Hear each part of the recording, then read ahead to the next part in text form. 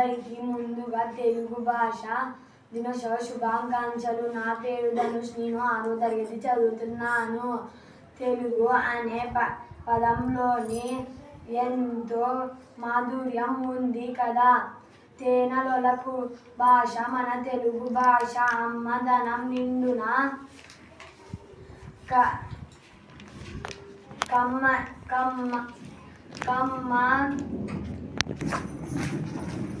అమ్మదనం నిండున కమ్మని భాష మన తెలుగు భాష. ఆగస్టు 29న ఈ తేదీన ప్రత్యేకంగా ఉంది. తెలుగు భాష ఉద్యమకర్త గిడుగు రామమూర్తి పంతులు గారి పుట్టినరోజు ఈరోజు. తెలుగు భాష ఆయన చేసిన కృషి మర్చిపోలేము.